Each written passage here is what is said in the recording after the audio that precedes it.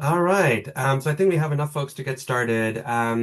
So thanks everyone for joining. Good afternoon, good morning, good evening, depending where you are in the world. I think we have quite a global audience here and really excited for that. Um, my name is Shyam Sundaram. I'm a global operations partner at Dalberg, and I'm really excited to be co-hosting this webinar along with our wonderful colleagues and friends at IDinsight. And we have a wonderful conversation lined up for you today, which I'm excited to get going on. Just as a little bit of context setting as to why we're doing some of these, so why we're doing these conversations. I think for many organizations, kind of across the board, AI is really reshaping how organizations operate, how they make decisions, how they deliver results. And I think there's a lot of hype around this and a lot of kind of high level thinking and lots of articles I'm sure we're reading and have read. But there isn't a whole lot on the practicality of how this actually works in practice. How do you actually make change happen? How do you implement these kind of tools? What works, what doesn't? How do you think about doing this in an ethical and responsible and intentional way, especially given how fast a lot of this stuff is changing? Ourselves at Dalberg and at IDinsight, we really felt this was a gap that we wanted to help fill and help talk about because this is obviously an ongoing journey that many of you and many of us are going through at the same time. And so the purpose of this is actually a three-part webinar series. We'll actually be talking specifically about that. How do we think about making change happen with AI, especially in the social impact, international development, social justice space? And so the first webinar, which we'll talk about today, is called From Fear to Familiarity. And the focus today is thinking about how do you even get started? Where are the starting points? Where are the entry points? How do you think about resistance in the system to change? How do you manage that? What are some of the lessons that we've learned from some of the practical work we've done? And then the next two sessions will be one on familiarity to fluency, and you can register for that session using the QR code on the slide today. And then the third one will be about how do you think about from fluency to full integration, so scaling AI for long-term impact. So that is the context then kind of framing for why we're here today and kind of how this all fits together. And I'm really excited that we have this wonderful conversation with a set of wonderful panelists. So I'll do a quick introduction to each of them, and then we'll quickly dive into the actual conversation that my colleague Rob will kick off. But very quickly, my name is Shyam, as I mentioned. In my role as global operating partner at Dalberg, I lead a lot of our AI transformation for Dalberg itself, and lead our teams thinking about how do we think about embedding and scaling up AI tools for Dalberg. I also do this work with our clients and helping them think about how does that work for their operations and their structures. And then I asked every single person to also share kind of what is one way in which they use AI in their either personal or professional life or an AI related story. And the one I shared for myself is that I'm now increasingly using AI to help me do recipes for cooking at home. And so it's a very useful partner when it comes to thinking about what I have in the fridge, what can I actually make that's going to be delicious for my kid and for my family. So it's a very useful tool. Um, we then have my co-host Rob. He's the Senior Director for Transformation and Impact and Transformation at IDinsight. And he is doing a lot of work when it comes to internal AI transformation at IDinsight, as well as leading the AI Transformation Advisory Service. And similar to me in terms of the personal world, I think Rob has been using it as a parenting coach, which I've also used it for, and I think that's a wonderful application of it. So that's great. We then have Jeannie, who is the Senior Vice President for Research and Innovation, AI, and People and Culture at the IRC, and also thinking about ways in which to think about AI for IRC's work and ways to enhance the impact and delivery capacity of IRC as a whole, given the wonderful work they do with some very hard to reach and vulnerable communities around the world. And Jeannie's AI story, which I thought was awesome, was using AI to orchestrate a teenager's murder mystery party, and I'm now very intrigued to know how that goes. So please keep us posted. And then finally, Ben Brockman is the head of AI at the Clinton Health Access Initiative, and has a prior experience both at IDinsight as well as in the private sector as well. And Ben, maybe most impressively of all of us, has an engineering background, although he described himself as a failed engineer. But I think in the last year has actually built apps himself, including a Python app, if I'm not mistaken, Ben. So I feel like Ben can teach us a thing or two around how the technical world of AI can work. So I'm really excited to have this wonderful group together. I think it's a really great mix of folks who are working across different parts of the social impact ecosystem, but are also driving AI within it. And I'm really excited to get going. So with that, Rob, maybe I'll pass it over to you to kick us off with our first question, and we can take it from there. Yeah, Jeannie, Ben, we'd love to hear a little bit about, how you got started. Both of your organizations are quite AI forward, have made a ton of progress, but what was that moment or experience within your organizations where you thought, hey, this isn't just an experiment, we really want to commit to this. Walk us through that process. Jeannie, why don't we start with you? Sure. Thanks and good to be here. I'd say it started in a pretty uneven way, so that we had groups that were kind of experimenting already, a signpost team which delivers information to refugees and others, who are kind of running forward and doing really interesting, responsible experimentation. And we had pockets of, on education, so some client, what IRC calls clients, the people who are working program focused work, and then there was this organic community of practice that developed on its own of some early adopters, but then there were others who really weren't using it at all, and we didn't have any kind of organizational strategy or way that we were moving it forward. So lots of interesting work happening, and experimentation, but not full kind of organizational strategy or what's our approach. And so about 9 months ago, I would say, again, before that, years before that, lots of interesting work, but about 9 months ago, I stepped back with some of the other executive team and CEO and said, why don't we really need an organizational approach. There are some who aren't moving forward at all, some that are kind of sprinting forward, and what should that look like? And so had real agreement at the executive leadership level, but I would say with varying degrees of actual use of and even understanding of AI, but real agreement that we needed to have more of an organizational approach. And so that kicked us off to then look at, okay, what are the enablers? What's our approach going to be? Organizationally happy to dive into that, but it was just a moment where, again, lots of work happening, but a moment where we thought it's really uneven. We don't have a full approach to this. This is really important to try to get right. And so let's put some like clearer organizational strategy that lines up into our work in place. And that was about, I'd say 9 months ago. Yeah, happy to jump in, and thanks so much to IDinsight and Dalberg for having me. It's great to be back with friends and former colleagues in IDinsight land. Um, I would say the try experience has been extremely similar to what Jeannie just described. We were starting our first introduction to AI was in our external facing program work. We were supporting the rollout of I'd say old school machine learning before it was all called AI, and AI powered diagnostics for chest X-ray interpretation for tuberculosis, as well as point of care cervical cancer screening with smartphone based imagery. And we have been doing that work over the last 5, 6 years. Um, and then I think two things have happened really over the last 12 to 18 months. I think this will be a reoccurring theme throughout. And some of my thoughts on this is it's a mix of top down and bottoms up. We had similar bottoms up experimentation.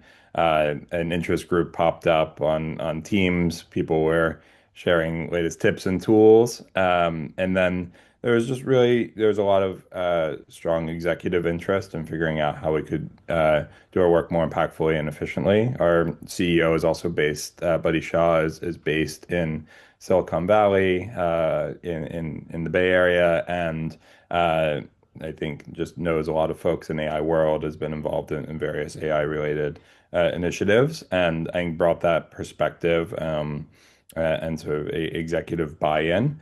Um, but it really crystallized about a year, 9 months ago that as the products matured and there were more enterprise grade products available as well, ChatGPT Enterprise, Claude for Enterprise, etc., that there was an opportunity to start to think about this from a strategic org perspective in terms of technology acquisition, training, etc. Um, But a very similar story, I would say, from Chai. We hear from a lot of teams and executives, and it's like they get it, they understand the potential, but something about, moving the organization and actually making it a priority and dedicating resources. Could you talk a little bit about like what was the move? Like what did you do? So you got together, you said this is a big deal. We believe in this. Where do you go? I can, sure, I can start. So we did a couple of things. One was let's set up a policy. What are the guardrails? And that's taken us a while to get in place, but that was one that we need a clear policy and a supportive policy, one that walks the right line between allowing for innovation, but also, really trying to manage the risks. And so that was one. The other was to look at what are the enablers of this, which are, data, and we already have a data transformation program going on. So can we lean in and accelerate that? And then as Ben was just saying, what are the enterprise tools that teams need to have? And so looking at how do we equip people with the right tools, and then how do we upskill people? So it was trying to get in place. So we had task forces or small groups in place to say, okay, how do we get a policy? Let's get a policy in place. Let's try to accelerate data transformation. Let's look at what tech tools we need enterprise-wide. And then let's start a more concerted kind of upskilling program. And then we had a small or an AI accelerator fund that we got from a donor. And we use that for internal cases. It's actually been easier to fundraise for more program facing work. And so harder to fundraise. And so we were fortunate to have funding that we could use for an AI accelerator fund internally. So we kickstarted a few cross-functional things like knowledge management that no one group was necessarily going to start, but really everyone wanted it. Business development, some work into that fund allowed ideas to come forward. And last thing, sorry, we did then have every department required every department to have KPIs, OKRs, whatever you call them, key metrics around AI for driving their efficiency. We didn't dictate what that would be, but every department had to say, this is how we this year are going to use AI to help improve our effectiveness or efficiency. So those are a few things we did.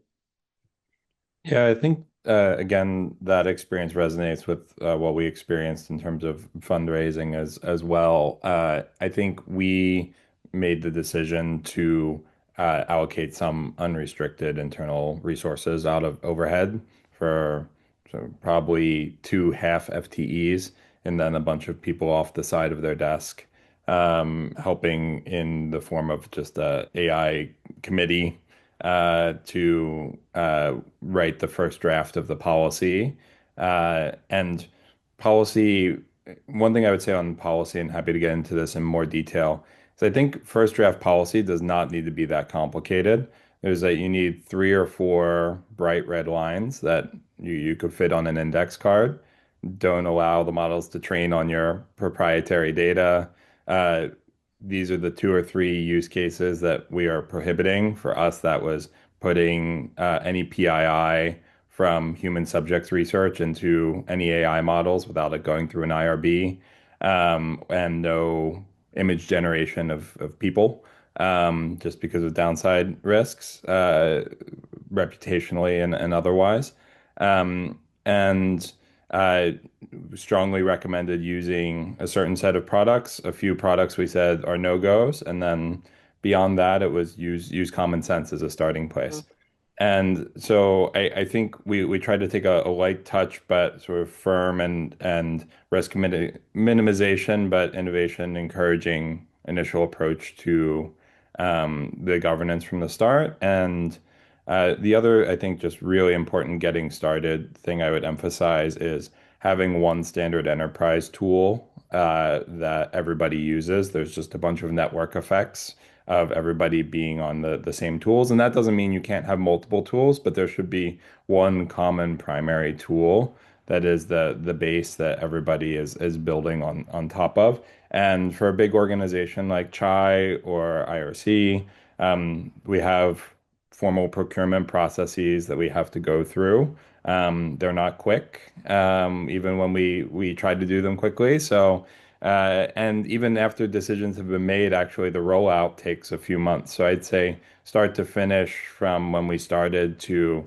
everybody in the organization having access was probably around 6 months.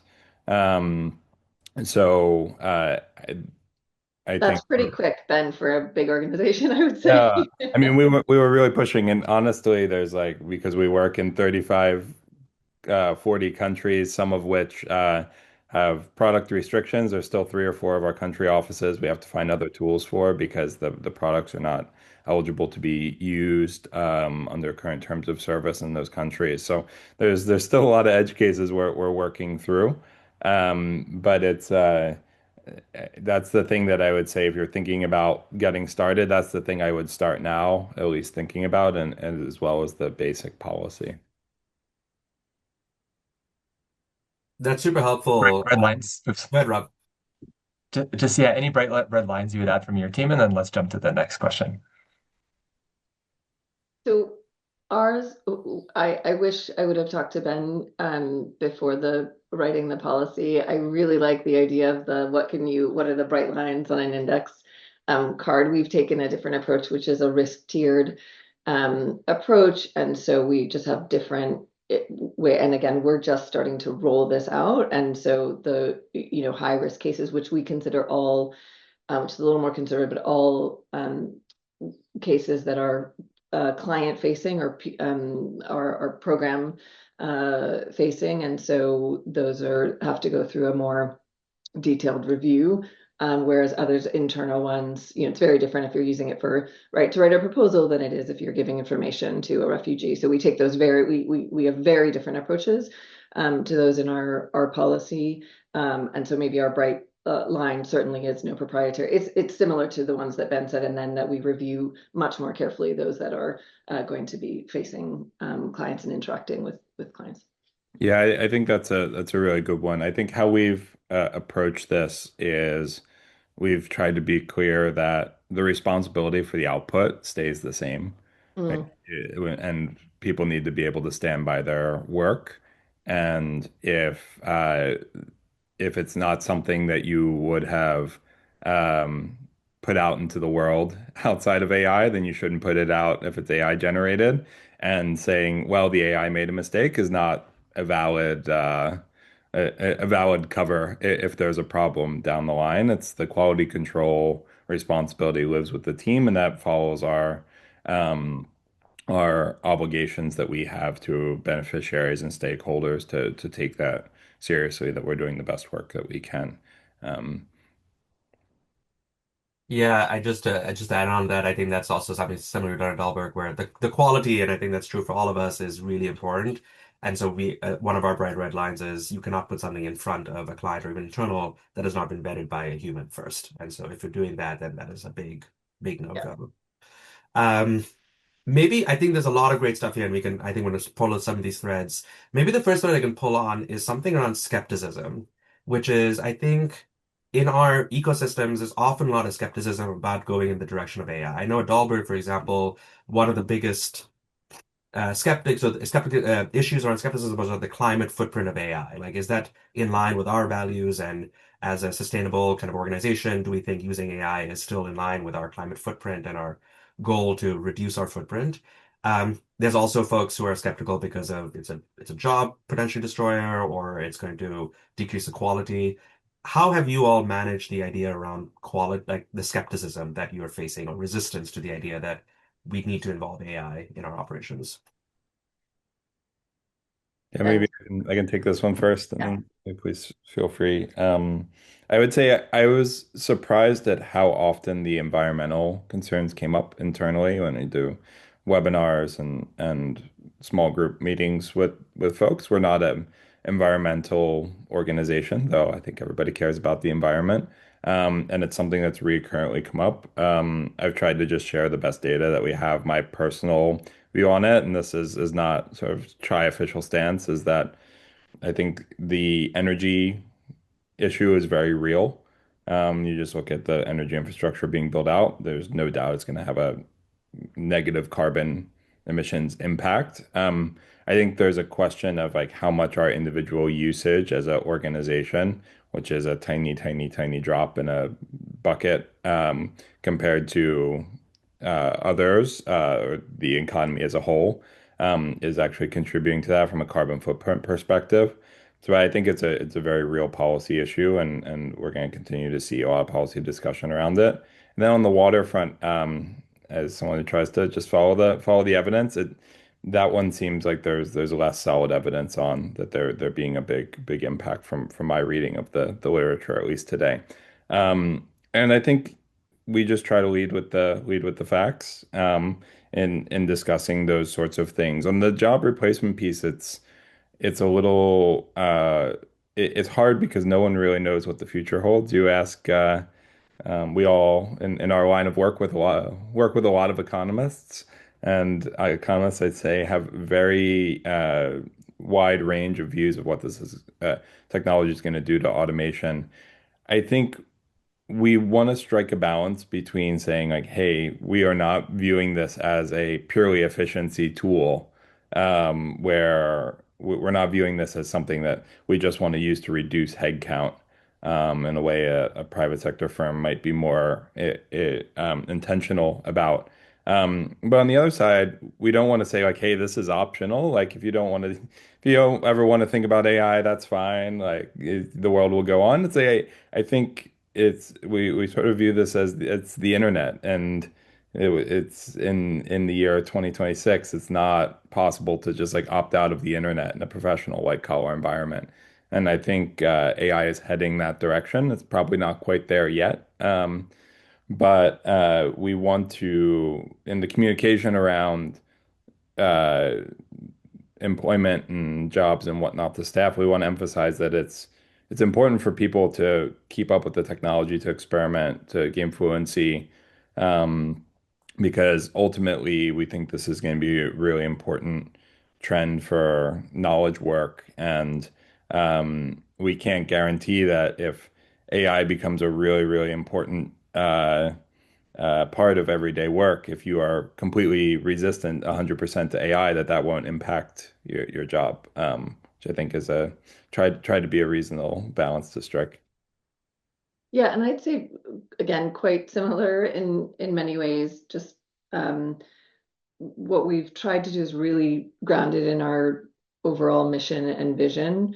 That it is different from many other things, but it's not just another tool, but that ultimately we are trying to use it to drive our mission and to have the most impact we can for the most people's lives. And so we will make decisions, and to manage, to reduce the amount of harm. And so we will try to manage this in the same way. And so this is not, we're just trying to use AI because a donor wants us to, or because it's shiny. We are trying to use it to amplify the impact that we have. And so we really try to lead with that, and then center it in our values, that our values are not changing, and that as our values, things come up against our values, we will look at, clear-eyed about how we use it and it within our values. So we've just tried to, in some ways, like say it's not just another thing, but it is another thing in the sense that we're not changing as an organization, and we are going to use it, in a way that drives our impact. So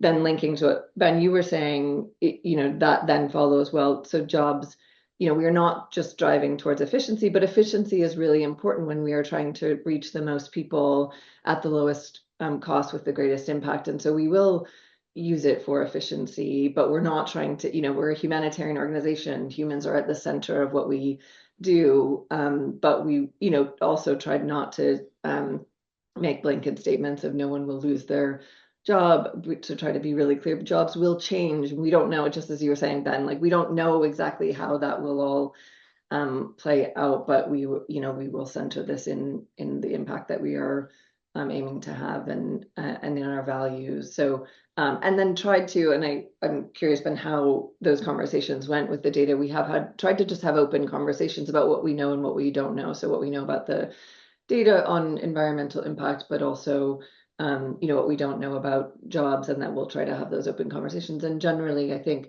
sometimes those land well in open conversations, and sometimes they can be quite like dissatisfying, right? We don't have the answers. And so I don't know, Ben, if you have more to share on how some of those conversations landed. I would say they've been somewhat mixed. I think people appreciate some of the openness, but we're definitely learning as we go how to have those conversations. Maybe last thing, it's definitely great. There are many champions in the organization, having them have the conversations with colleagues, them embedded in what the show how they're using AI to benefit in the work is far more impactful than if I'm just going around and doing a road show, or if our IT team or just one team is doing it.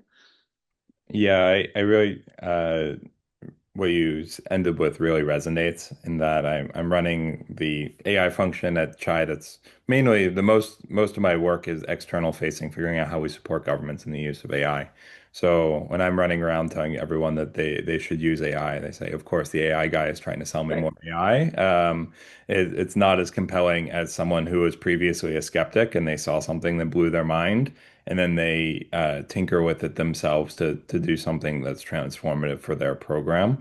I think those are the best testimonials, and that's a lot of how change management happens. Um, I think what I really agree with what Jeannie was saying around grounding it in the mission, and ultimately what we need to do on jobs, on environmental considerations, on all of the knotty social issues that come with big technological change is grounding things in mission and values. And for us, that's providing better healthcare to hundreds of millions or billions of people in low and middle income countries. And if it becomes possible to uh, have an AI doctor that sits in everyone's smartphone, there's going to be some job dislocation from that. I don't know exactly what it's going to be, but we can't lose sight of the fact that there are billions of people that do not have ready access to expert medical care.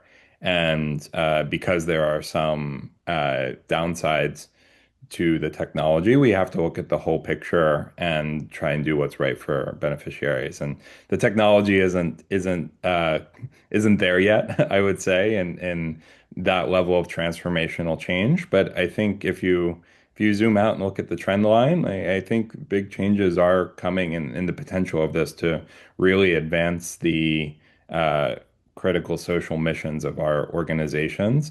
And I think we need to lead with that there's a lot of promise here to do things that are not possible today with the current level of resources and staff. And we should be excited and embrace that while being clear-eyed about the challenges with it.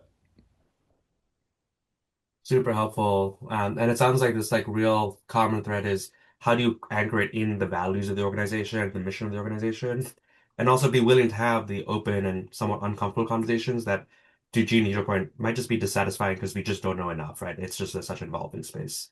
Really helpful. Rob, back to you. Yeah, and to say like from our experience, super tough as a leader. You want to set a direction and say like this is where we're going and this is where we're heading and this is what's going to happen. And to show up to, a global all hands and say like we don't know. We're kind of like on this journey together. It's hard, and trying to create the spaces to have those conversations is important, but it never quite gets you there in the same way. And it's been a really interesting dynamic to try to lead at a time where there's so much uncertainty about the direction that we're going in. Um, One thread we like to pick up on is you've both talked a little bit about kind of the top down and building the enabling environment across the organization, as well as a little bit of the bottoms up, how you have champions, how you have individual teams that have really, pushed within pockets of the organization. Can you talk a little bit about like what's the balance been between top down, we're pushing this across the organization versus bottoms up, we're trying to, enable people within their teams to innovate and, explore on their own, but we're not, we don't have a mandate that you need to blow 1,000 tokens a day or something like that. Ben, do you want to go first? Do you want me to go? Why don't you go? Okay. Um,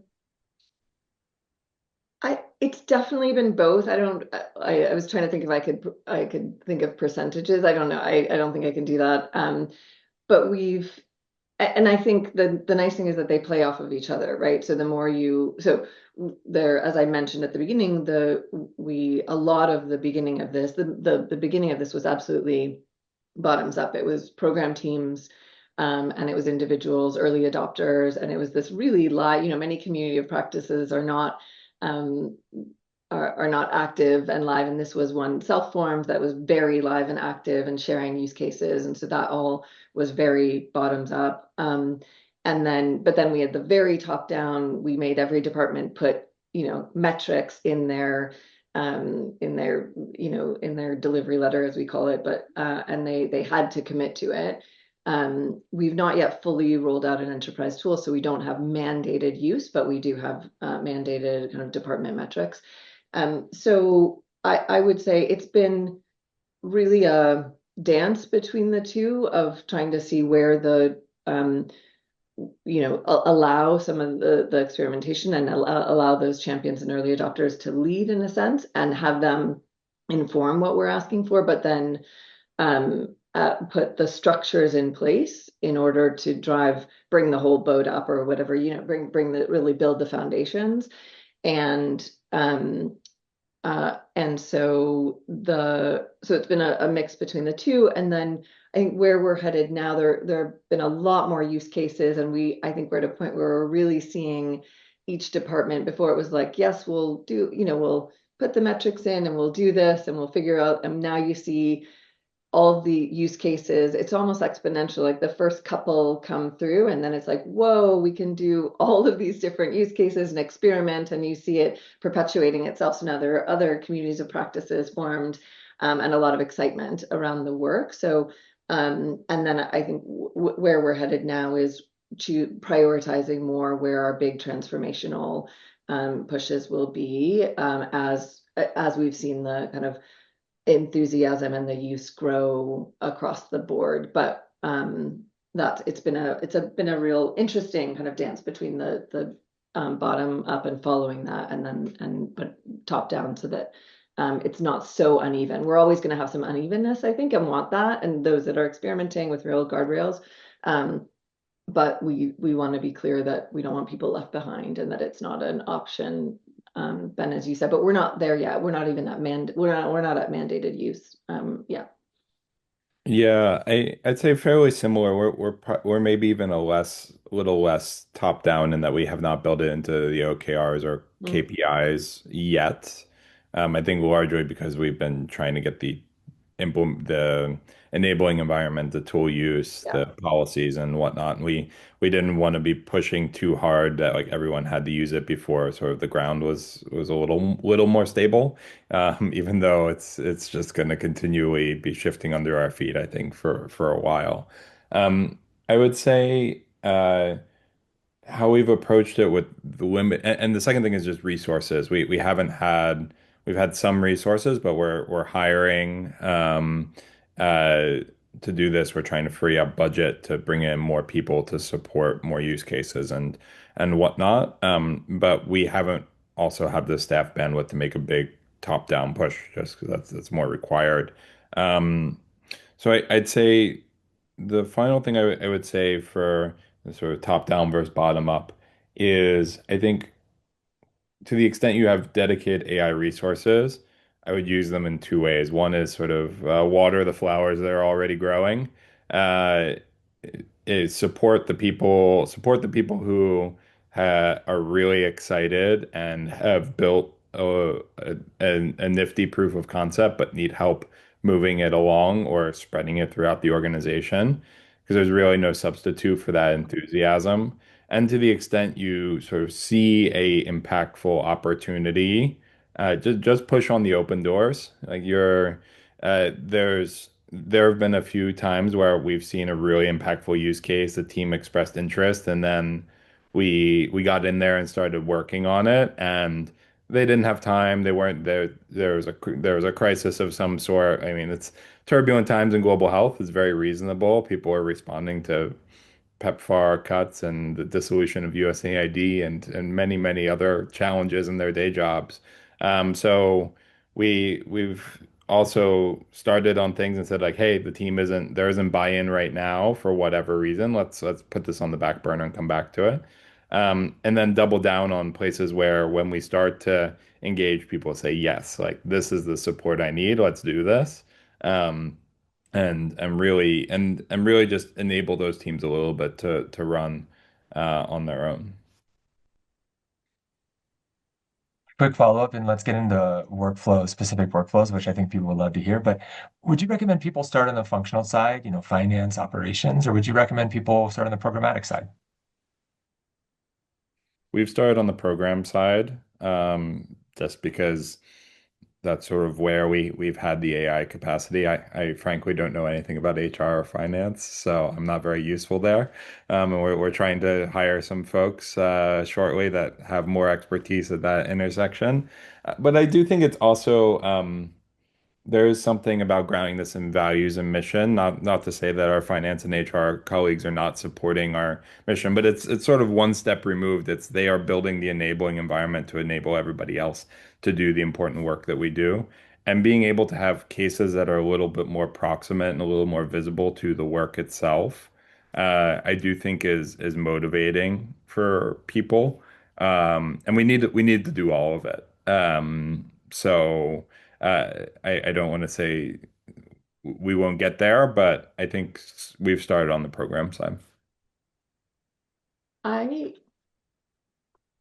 I think if I was advising, I would have started on the internal side more, but or earlier. I mean, and that's again, lots of people were already doing work, but I think I um would have gone there more because my draw is also to the program side, and so I think that's but I think Ben, your good point of start where there's energy and momentum. So I think I don't think there's one, maybe there's not one right answer. I think it's where do you have people who are already experimenting, leaning in, the sort of door is ready to be open. If you gave a little more capacity, a little more, support, you'd be, and with all the guardrails in place, they would be able to run with that. So it's probably different for every organization. That might be your finance team. That might be your programs team. I think I'd probably start there. Yeah, it's great. And Ben, I love a good gardening metaphor. So I love the like just to water the seeds where they grow, which is great.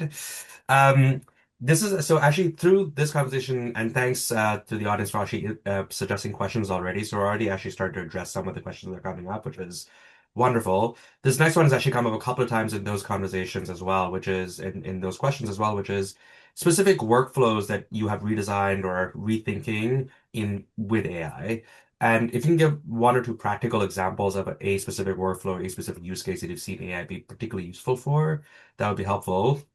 Just especially for smaller organizations trying to navigate what does this mean for me if I don't have a huge amount of resources? Where should I be investing my resources or time on things that can really make an outsized impact on the organization? So maybe Ben, can I pick on you first, and then Jeannie would love you to add in. Sure. So one thing that my team has been explicitly focused on is building a suite of tools around cost effectiveness analysis.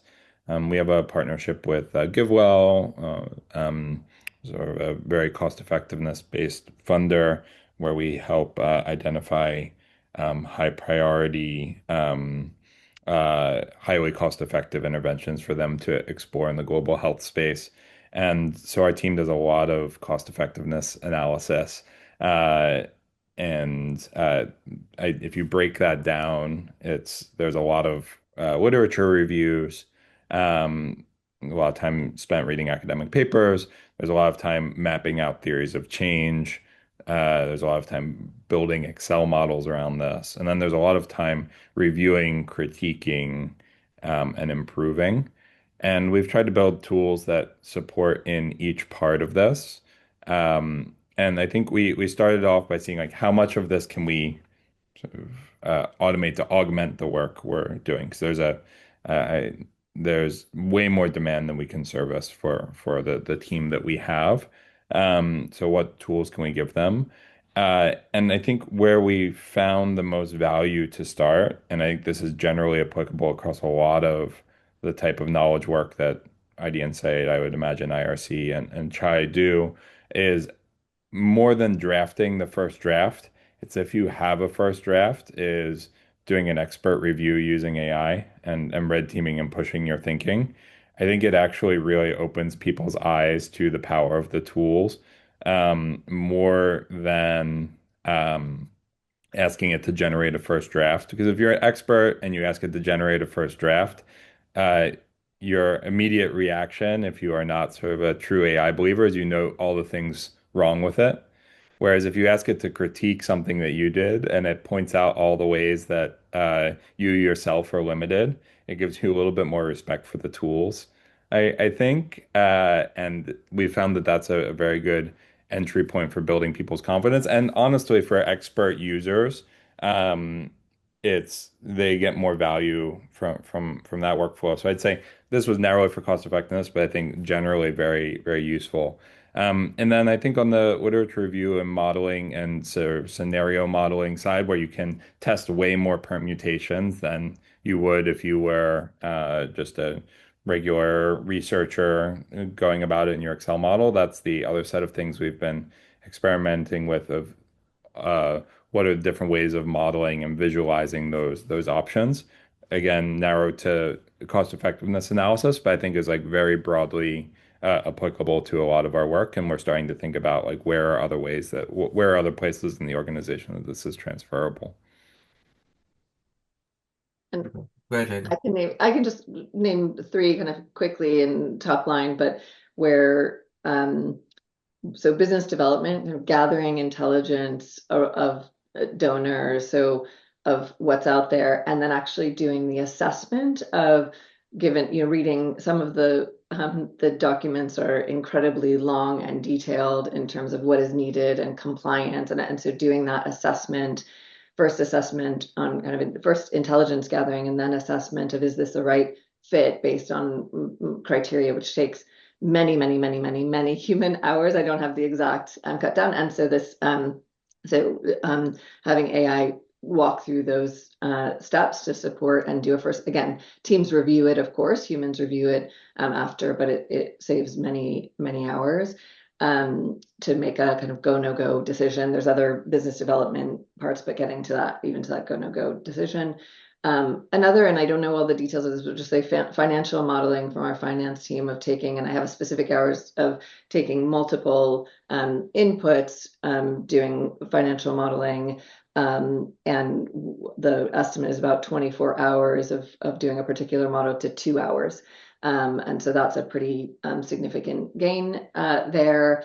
And then just one more program facing is kind of data visualization for health workers. I'm sure we can also then learn from what Chai is doing there, but taking, anyone who's been in a health facility, any of the places that I'm sure Chai works or IRC works, data comes in multiple ways, including in written form, but, Ministry of Health, your own program data, et cetera. And so taking data from multiple forms to visualization that then health workers can use for decision making and the various steps along the way. So those are a couple of quite different examples, internal and more external facing.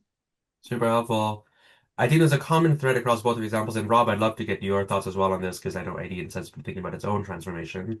But I think the common thread across both of those examples, Ben and Jeannie, is one, there's something which is automatable. So there's some version of the step which a robot or someone can do that doesn't have to be a human.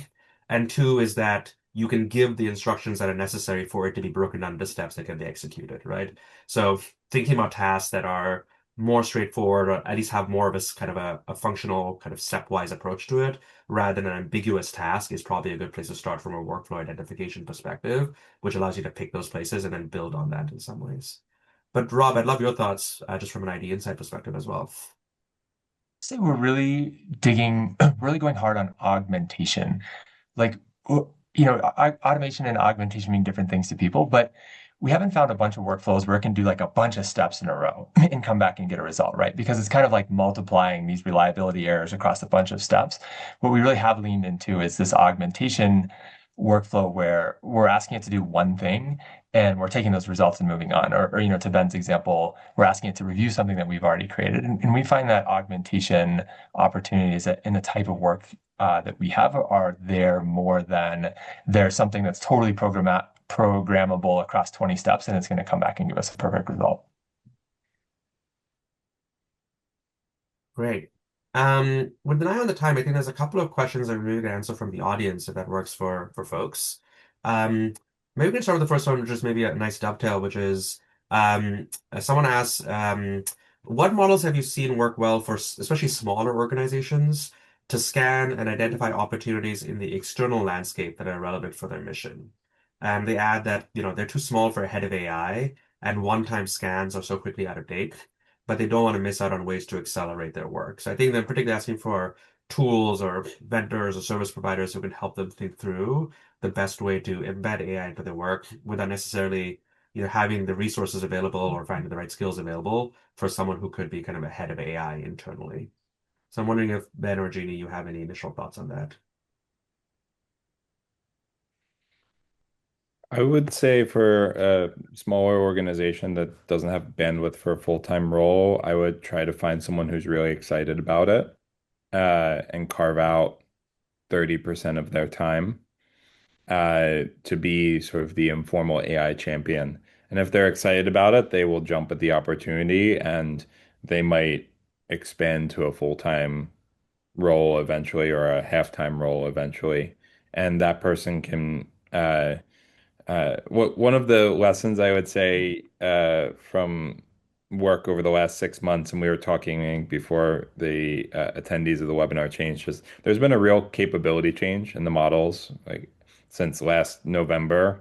I would say it was just a real inflection point in the Claude models and the ChatGPT models and how useful they are and like how much one person can get done with Mhm. 30 or 40% of their time. Um, and if you encourage someone to do the exploration, give them access to a paid subscription. And it doesn't have to be a super expensive subscription. It can be a $20 a month subscription to ChatGPT or Claude. Um, Give them that $20 a month subscription so everything is on a paid account. They have access to the top models. uh, Encourage them to set up reoccurring workflows. So if one of the things that you're interested in is scanning the landscape for funding opportunities for what's new in AI, if everyone is familiar with Google Alerts, where you used to get these sort of daily email digests of all the news happening in the world relevant to a topic, you can now do Google Alerts on steroids for any topic. And that can be staying up to date on AI research, which is what I use it for, or it can be looking for grant opportunities and just encourage that person that 1 day a week they're spending on AI to start to build that muscle of building these reusable pieces that enable you to dip your toe in the water, so to speak. Mm. I want to second the using the kind of enthusiasts and time. Most of what we've done is actually we need to move to a different model, but is 30% of people's role or adding on to it actually that was it's kind of cross-functional teams that are all doing different pieces. Some of it very related to their work, sometimes stretching a little bit beyond that. So I think you can do a lot with one or a small team of people who are quite enthusiastic and drive the work forward, and completely agree about the way to use AI to actually scan the trends, if that's what the question was. Like IDinsight, we kind of started our internal journey in 2022, and we really, for whatever reason, focused on vendor tools. We thought we were going to like buy a bunch of different tools, and we've totally changed our perspective. Like 90% of what we're doing internally and what we're working with partners on is using a foundational tool, a Claude, a ChatGPT, a Gemini, and customizing that within our organization. So I do like very little scanning for like what is the best concept note writer tool. Not to say that there isn't a market for that or that there isn't a fit for that, but I think it's narrow relative to just try to figure out how to customize an enterprise tool to what you're all doing. Another question that came up is on AI slop. I think it says workshop, but I'm reading it as AI slop. Like, are you seeing slop coming through in your organizations? Are you mandating transparency when people are using AI? Like, how are you handling the potential to just get a bunch of like terrible, unverified outputs that come through? And would love to hear from all three of you on this. But Jeannie, you want to start there? Sure. I mean, we definitely take the stance that everyone is responsible for the quality of their work, that Ben brought up at the beginning. I think so. I think I've seen early on, and again, this is probably the model change. I think early, a year ago, I wouldn't call it slop, but I would say you could tell more when people were using AI. And now I think it's harder to make that distinction. And I think that's maybe both the model change and how people are using it. I'm not sure. But so recently, I haven't seen what I would call AI slop and things coming through. You can tell a little bit in tone but that's not a bad thing necessarily. It's emails that I'm seeing come through that have a similar tone, and that's fine. They're getting the information across, they're doing it more quickly. So that's fine. I would say the and they're yeah, reviewing it. And then sorry, we early on said everything had to say if you were using AI. That ended up, you can imagine every email saying, written with AI, which doesn't make sense. So we have tried to be clear on bigger pieces where AI is used, whether it's research or analysis, so that people know, but certainly not on every email. Yeah, I'd say our experience matches what Jeannie said. I'd say the cases where you do see probably over reliance on AI as compared to I think what is ideal is like if you're asking people to do something that is like too far out over their skis in terms of like what their non-AI knowledge is. If someone has uh, expertise in a domain, they can use the AI to go faster and they can better quality control. There are definitely use cases where you can use AI to learn and familiarize yourself. It's a slow and painful process, like all learning. And uh, so we shouldn't be asking people to write a grant application about something they know nothing about because they have AI and that will give them the answers. Um, and I think if we are properly scoping the work that we give, particularly to people that are earlier in their career, um, and have the right management practices in places, the areas of true work swap are few and far between. And when you see them, it's just a learning opportunity for management. And I think people get the message fairly quickly. Uh, but I don't want to come down too hard on it from a management perspective because we don't want people to stop experimenting with the tools. It's much more to treat as a learning opportunity on where the tools fall down and where they are actually adding the most value. Yeah, and maybe just from our perspective, maybe I had two things to Ben's points. One is the most slop we see is when someone senior has not engaged on the content with someone more junior. And so this person more junior doesn't necessarily have the content to generate good, insights. And so you end up with these very jargony sentences that all sound nice on first read, but actually don't have much there behind it. And so you need to have that initial thinking to get to a good quality output. And so I agree with that.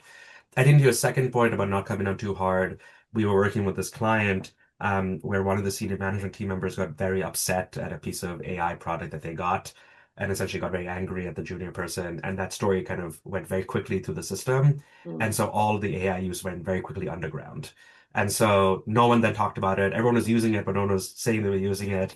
And actually led to a number of data privacy issues because people were using their own kind of paid or unpaid accounts to do a bunch of work, which is a terrible idea. So there is actually a potentially very risky outcome that comes from coming down too hard on it. So I think there's very much this question around dialogue and conversation that's really important to manage it.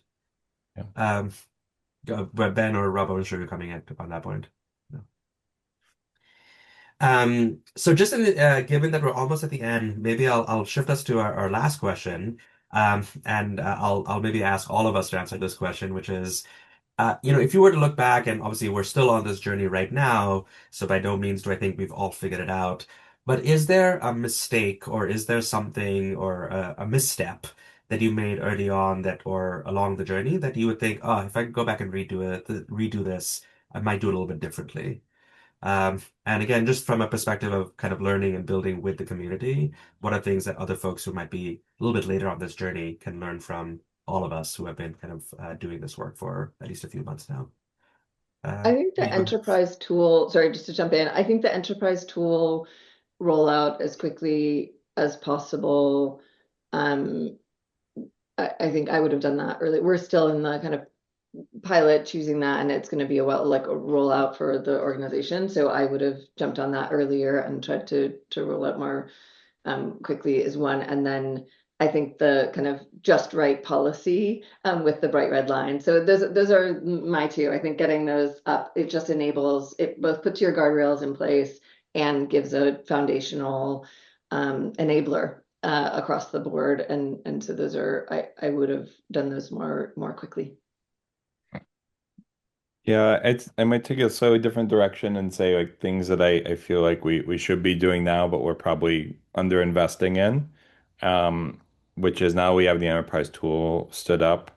There's these wonderful things called skills that you can use to sort of write out a list of instructions, and then everyone in the enterprise, if you share it, has access to it. And that could be how to do a good literature review, or our most commonly used one is how to make a PowerPoint in the Chai PowerPoint template. Uh, and I think we've drastically underinvested in that.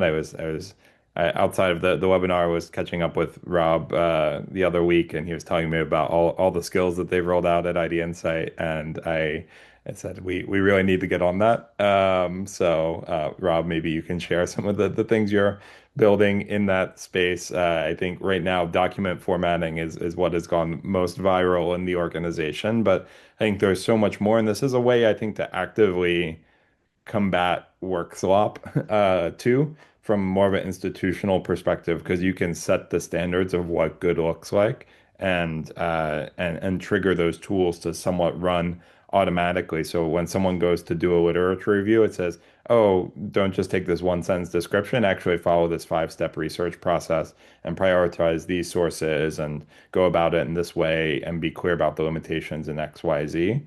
And people don't have to think about it. It just happens for them, and it encourages good and high quality work along the way. And I think that's really building that library of skills and data connections. Those two things together are really how you elevate sort of the day-to-day use across the organization. And we've underinvested there, but it's on the very long to-do list to catch up on. Rob, over to you. Faster to enterprise for us for sure, and then more champions, less building from a central team. I've had a lot of fun building stuff, but it is not the way to move an entire organization forward. And I think we really should have leaned into like champions across the organization more. I think a lot of organizations are seeing success with that. So I would have done that earlier. Sham, mistake from you, and then we'll close us off Love for it. today.